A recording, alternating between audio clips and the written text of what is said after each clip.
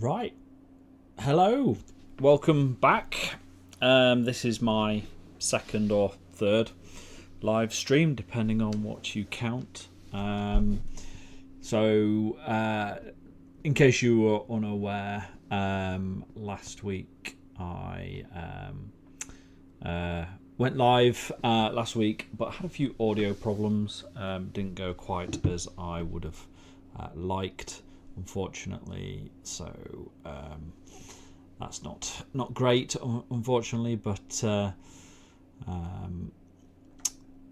we'll hopefully manage that. I think I just need to post on Facebook. I'm just going to post something quickly in my Facebook group to let people know that I have gone live. So if you just bear with me a moment, I will do that now. I'm just going to write live now and put a link to my channel. Where's that link? I'm very organised, as you can tell. Really organised. I know exactly what I'm doing. Do that now. There we go. And do that. And I'll post it now. Boom. There we go. Right. Sorry about that. Hopefully we'll get some people coming in and saying hi. That would be quite nice. If not, no biggie. Not a big deal. I've got plenty to talk about. So we're going to talk about a few things, talk through a few things. Going to repeat some of what I did last week because I took that video down. Because, as I said, I screwed up the audio a little bit. Unfortunately, I had two. The first 2 minutes, I thought I had no audio, but actually I did have audio. And then I got 2 minutes in, realised what I thought had happened, which was that I didn't have audio, turned it on, and actually, because I already had audio, it then started a second audio track, and I ended up having an echo going on, which was brilliant. Really showing my professionalism, but never mind. I thought I'd take that down because it's quite painful to listen to with an echo going on, and instead do a second live stream, which basically will repeat a lot of what I did in that. So do a third live stream, which repeated a lot of what I did in the second one, and see how that goes. Anyway, I'm going to go through a lot of what I went through. I'm going to go through the new Magi Saga covers. They've been live on Amazon for a little while, so you've probably seen them, but I can show you them, and I can show you things that you wouldn't have seen on Amazon. I can show you the full artworks of those, and I can also show you one which you haven't seen, which is not live on any platform at the moment.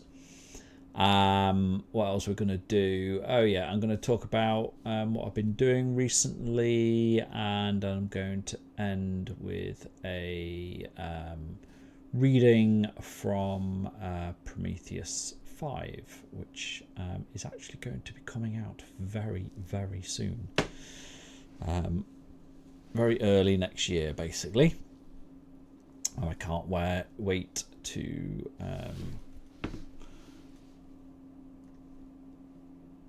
I can't wait to share that with you. That will be a lot of fun to see how that goes down. I've really enjoyed writing the book. I'll talk about it more in a little bit.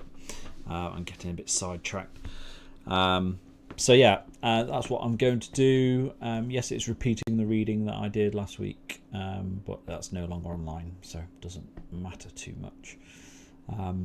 And talk about a little bit what I'm doing. I've been so this needs updating. That's one of the things I've been doing recently.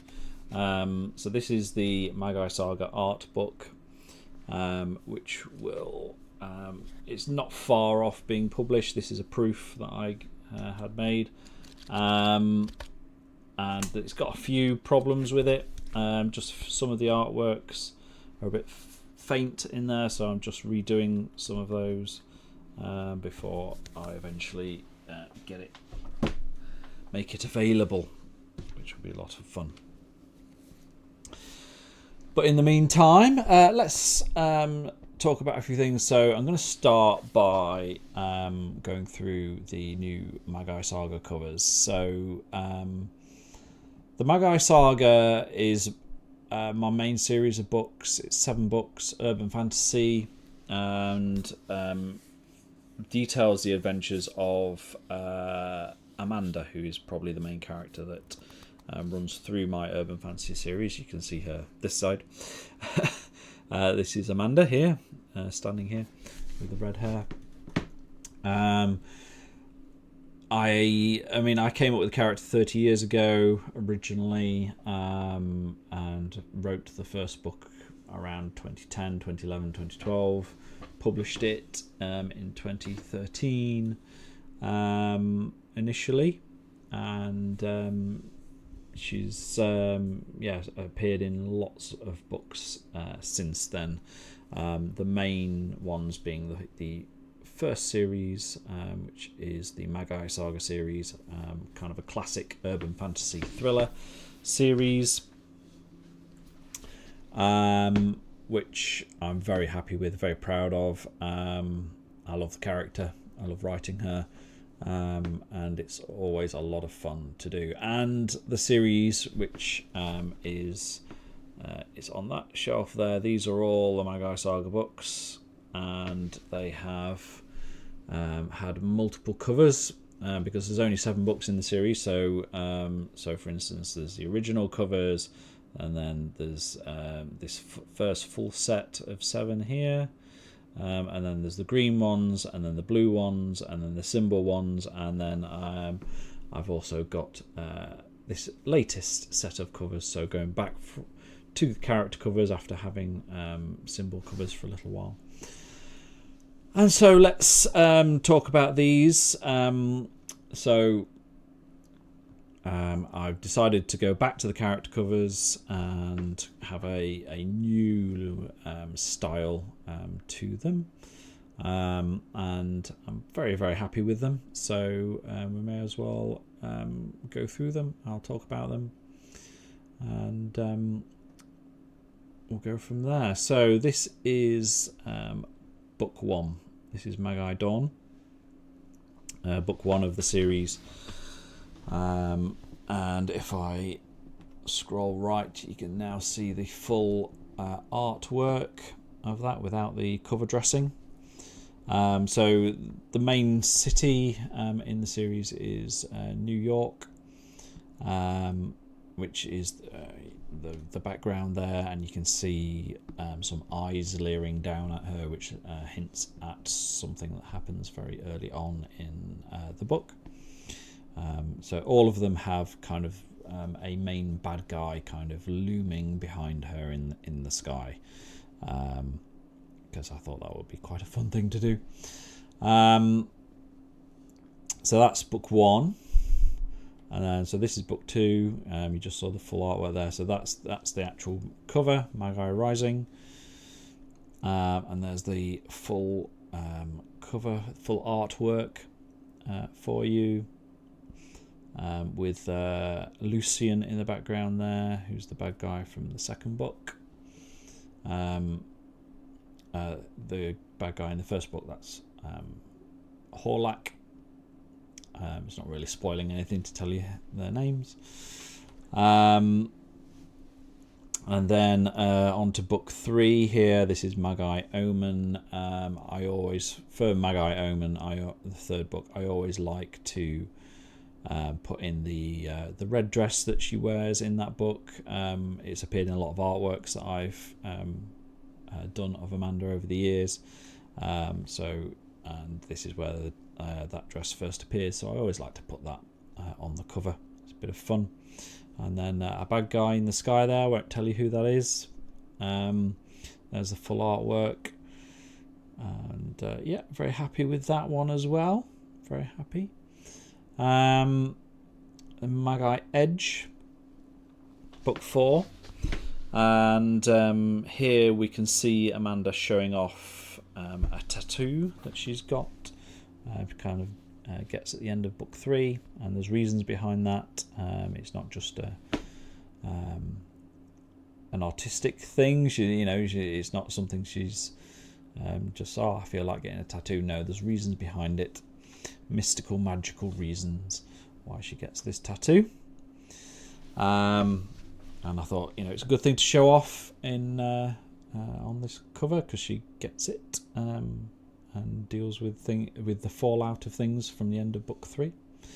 And yes, the bad guy in the background there, that's Angel, one of the nasty dark magi that she comes up against. And there's the full artwork for you, which again, yeah, very happy with that. And then Magi Odyssey, book 5, where we get lots of revelations of things that probably were hinted at in the first 4 books, but a lot happens in the 5th book, and I can't really tell you much about what goes on in that book because it will spoil it. But there's a hint with the full artwork in a destroyed looking city. And that's Mary Damask looming behind her in the sky. And then book 6, Magi Descent. And there's the full artwork for you. And that is Nymera, another one of the bad guys. She's got a lot of enemies to deal with, does Amanda.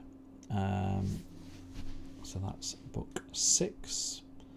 And then finally we have book 7, Magi Rebirth, with the really big bad, the main enemy for Amanda of the series, Yasmin,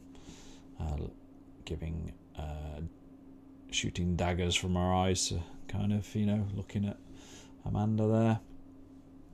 And there's the full artwork. I won't say which city that's in, but yeah, it plays a part in the end of this book. And those are the 7 covers that I created for the series, the new covers. Those have gone live on Amazon, and you can get them now, either obviously the ebooks or you can get the paperbacks, so they wrap all the way around the book. But I thought I'd show you something which isn't yet available, but hopefully will be at some point soon. Just see how things go. But I've created a cover for the box set, so that you can either buy the books individually or you can buy them as a set of books, as like an ebook, complete kind of 7-book ebook that you download to your Kindle. And that's called Magi Legend, and that's the cover for Magi Legend, which is not live yet, so this is a bit of a exclusive here, and I'll show you the full artwork for that as well. Talking with my advertising guru about this, and she really liked the idea of kind of her standing on a ledge of a building looking over the city. So that's what I decided to do. And yeah, very happy, very pleased with that, and I hope you like it. So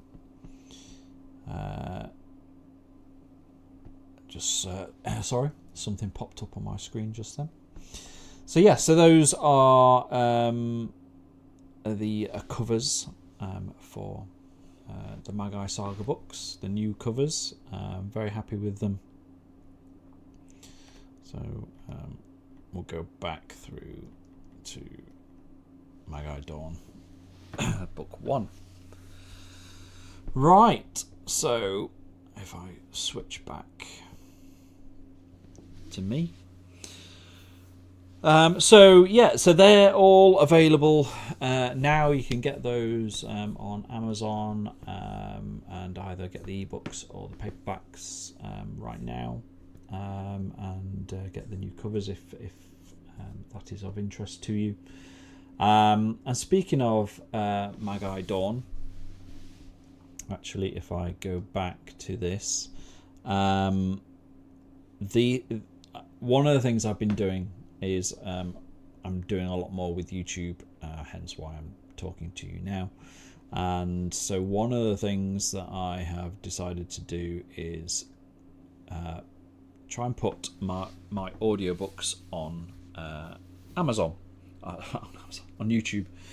Going to put my audiobooks on YouTube, and I'm going to get as much on YouTube as I can. Not all of it can go on at the moment. We'll see as things go. If this works and goes well for me, then I might be able to put everything on there.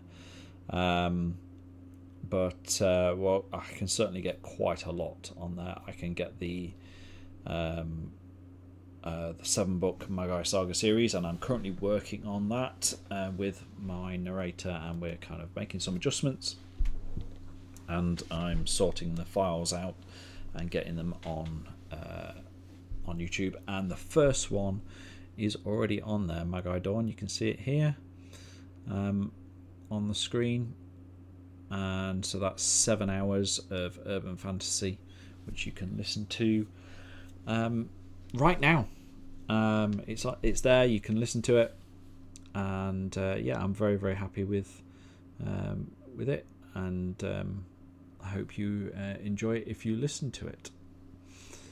So there you go. And I've got a few videos on there now. That's Night's Dawn. That is the prequel to the Arcane and Black Ops series, and I'm planning obviously to get the main book on there as well. And then I've got a few prequels. I've got His Love, Dead Magic, and The Angel of Turret, all on there now, which are they're prequels to Magi Dawn, and introduce some of the concepts and characters that you will meet in the series. And the other audiobook that I've got on here is this one down here, which is the new Prometheus prequel, The Prometheus Awakens. The Prometheus series is a series which it is available as audiobooks on Amazon, and at the moment it is exclusive to Amazon. If I can get them out of that and onto YouTube, I will, but I don't know. We'll have to wait and see how things go with the Magi books, but certainly I can do the prequels and get those on here. That's no problem at all. So there you go.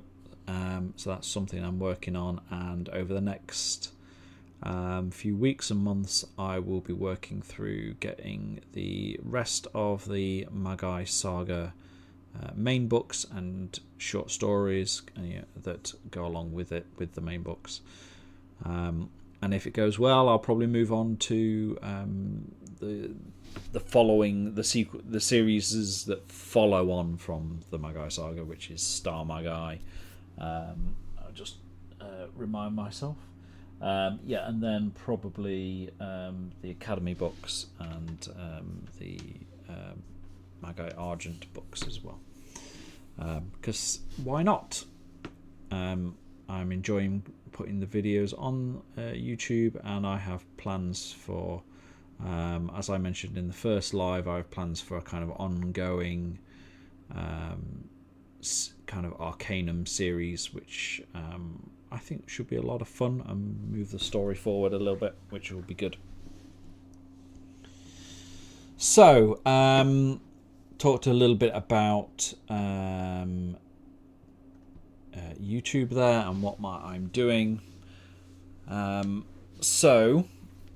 Last week, when I did the second stream, which has since been taken down, I talked a little bit about a series that I've been watching online on Netflix, which was the Arcane series, which I really enjoyed. And I briefly spoke about how much I enjoyed that series. I get ideas from all over the place when I'm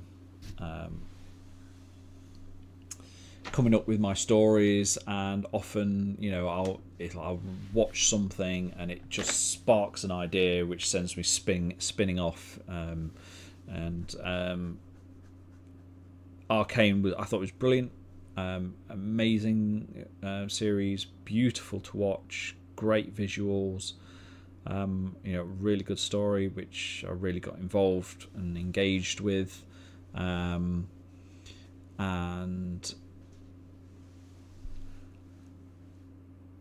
I thought it was really, really good, and the ending was excellent. I suppose I could kind of see where the twist at the end of it was going.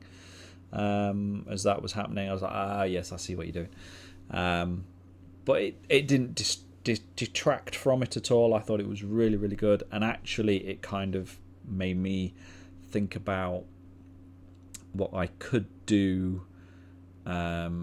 with the Magi Saga, because I do have some hanging plot threads from the books as they currently stand, and I have it in my head to do kind of a trilogy which would kind of wrap up Amanda's story,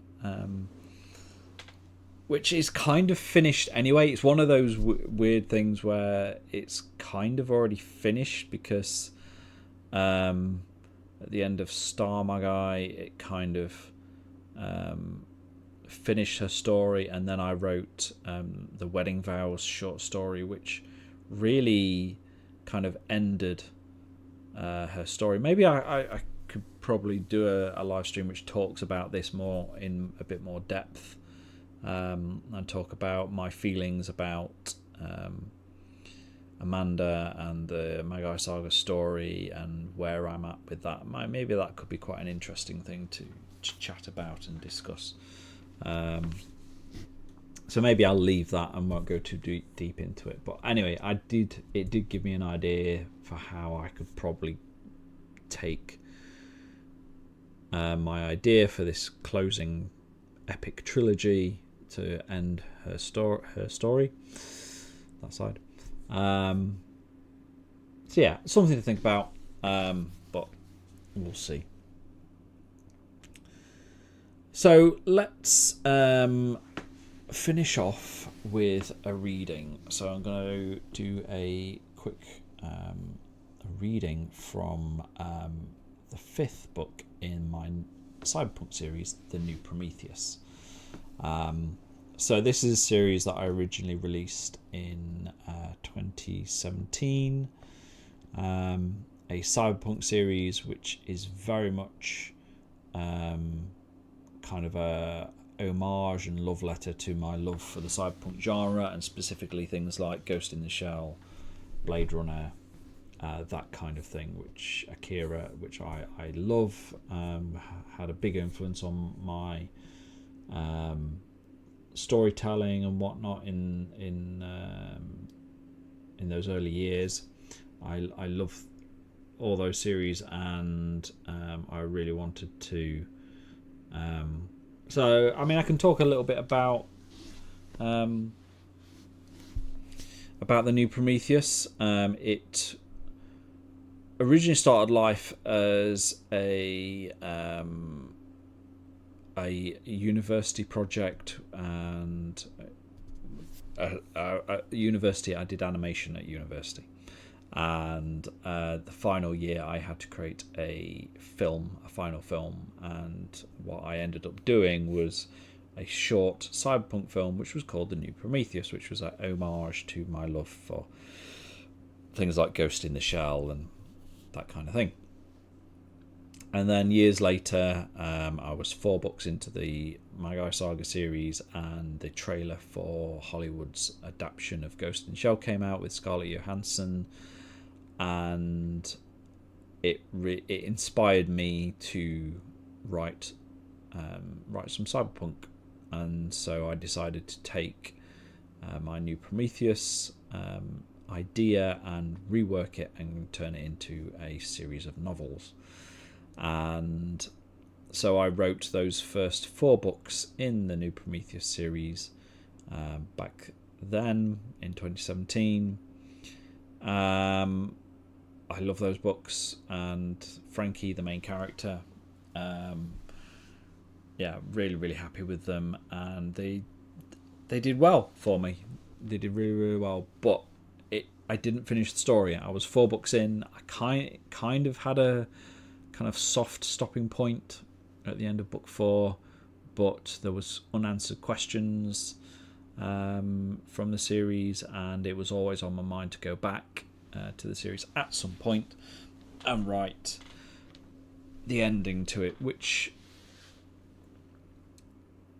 was always going to be somewhere between 1 and 3 books. I wasn't really sure how long it would take, and so I eventually dove into writing that kind of about a year or so ago.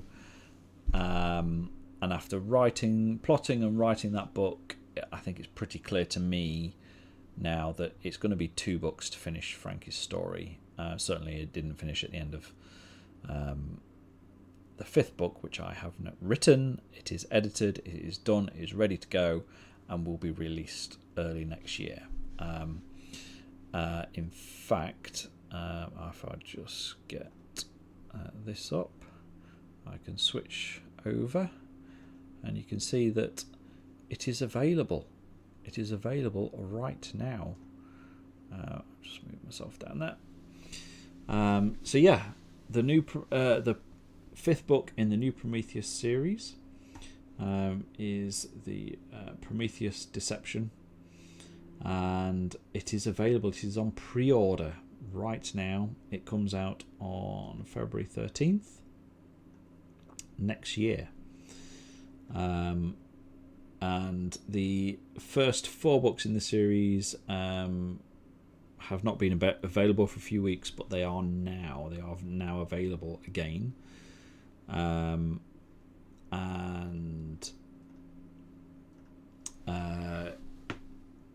Well, they're on pre-order, let's put it that way.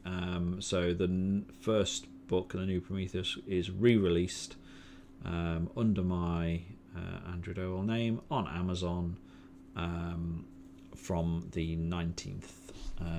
So that comes out on the 19th, the first book, and then each subsequent book comes out 2 weeks after each book. So then 2 weeks after the first book, book 2 comes out, and then 2 weeks later book 3, 2 weeks later book 4, and then 2 weeks later after that, finally book 5, The Prometheus Deception, will be released. A lot goes on in this book. I don't really want to spoil it for you. You can probably get a hint of something that goes on from the cover. But why don't I start with a little reading of the blurb.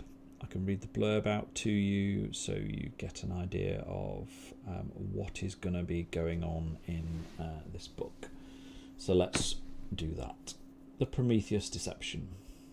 Book 5 in the new Prometheus series. Compromised, controlled, and facing impossible odds, she embarks on her deadliest mission ever. Frankie hasn't served the ACT long, but the cost has been high, having just lost her dad and a friend to the fight against the corporations. She's left reeling, but hidden forces are moving against the team again.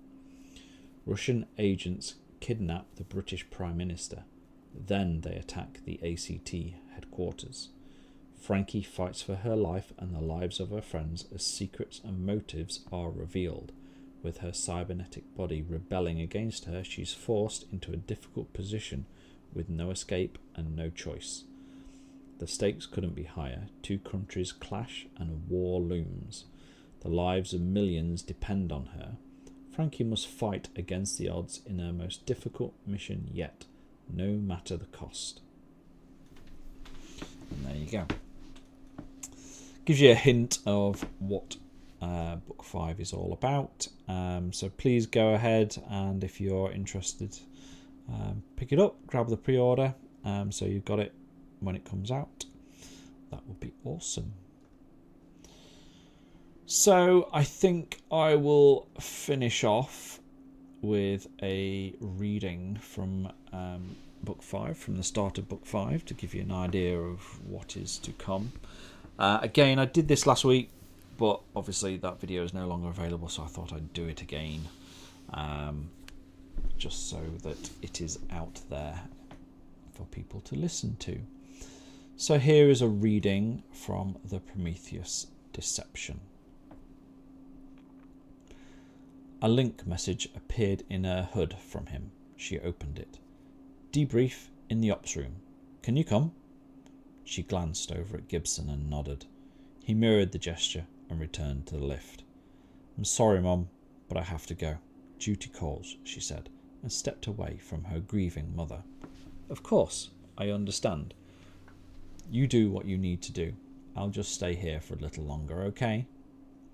They're coming to collect the bodies soon, Mum. You can't go with him, but you'll be able to see him again soon if you want to. She nodded. I understand. Thank you.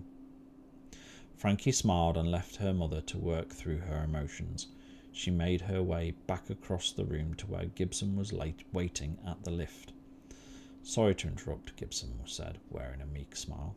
That's okay. I'm good. Are you sure? I can talk to the director if you need some time. I'm sure he wouldn't mind. No need. It's just a debrief, Frankie recalled the pitch battle they'd been involved with earlier that night. Thanks for everything you did out there, by the way. No need to thank me or any of us, you know that. You do the same for me, he looked over at her. I hope. Frankie smirked. Well, I mean, maybe. Harsh, Gibson stated, but smiled in mirth. The lift dropped to the floor below. Frankie smiled too and thought back over the night's events, getting them straight in her head before she arrived at the debrief. How are you holding up? She asked. I'm fine, Gibson answered. You don't need to worry about me. You have enough on your mind. She nodded. There's no arguing with that, she thought. They exited the lift and moved along the corridor to the ops room and walked inside, their cyber brains pinging the security and unlocking the doors ahead of them. Inside the ops room, Veronica, Cole, Calypso and Dion were all sitting or leaning against desks facing the director, who was waiting patiently for them to join the meeting. Sorry I'm late, Frankie said. That's okay. I think you can be forgiven, the director said. You've been through quite the ordeal. She agreed. Thanks. We all want to offer our condolences, Veronica added with a sympathetic smile. If there's anything we can do. Thank you, Frankie said, but I'm fine for now. Shall we continue? Absolutely, the director said and rose to his full height.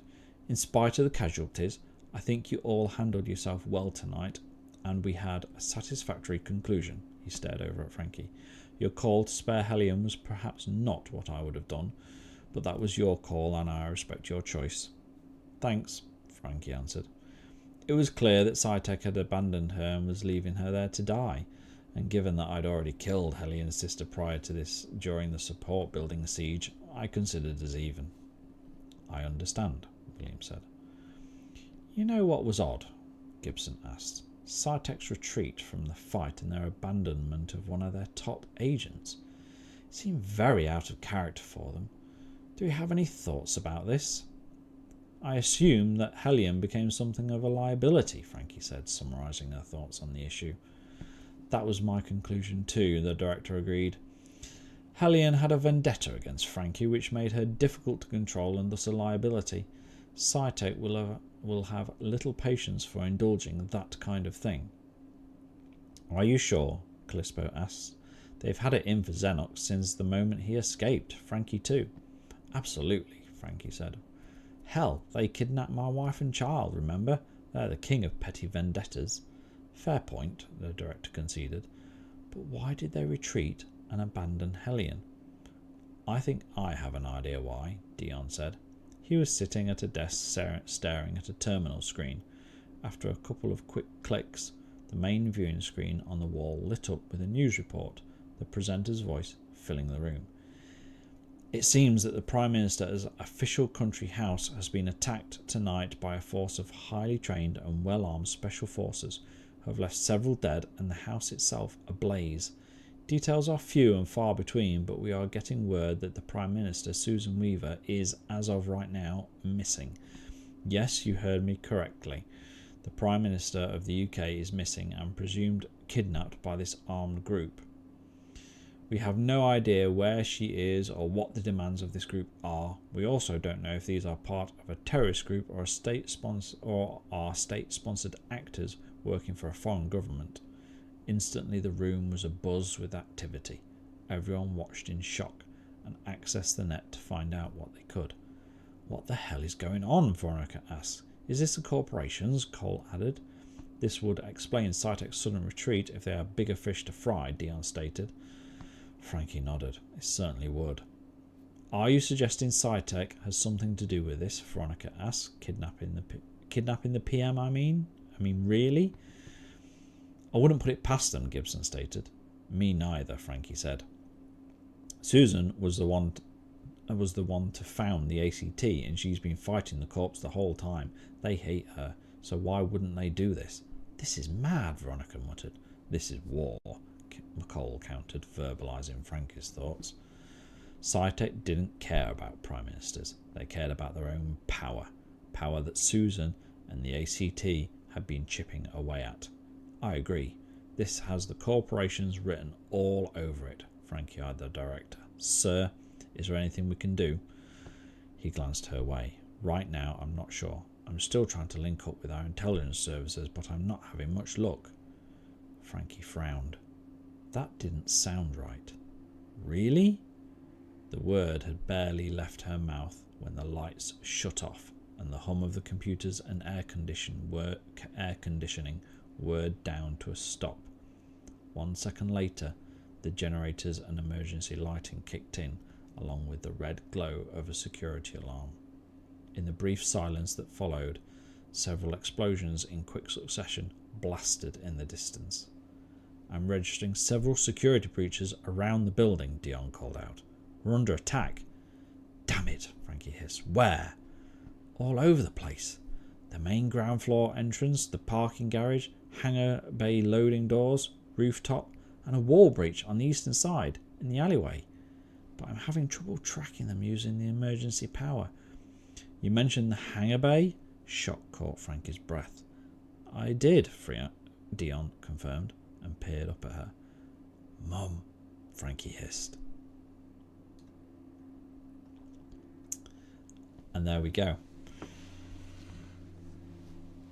So, that leaves Frankie in a bit of a bind. But hopefully she gets out of that. Well, I know what happens. You'll have to find out when you read it, when the book is finally released next year. But yeah, I think we're there. I think that's everything that I wanted to chat to you about. This has gone on actually a little longer than I thought it would, nearly 40 minutes.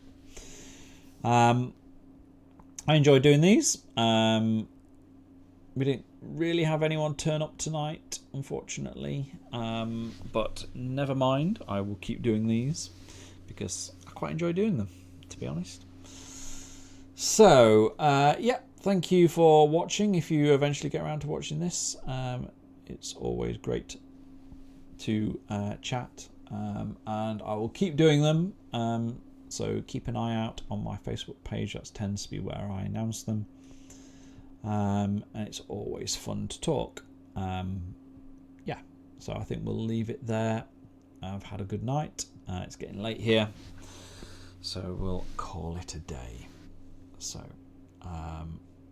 without any further ado, have a good night, have a good weekend, and maybe I'll see you next week, because I hopefully will do these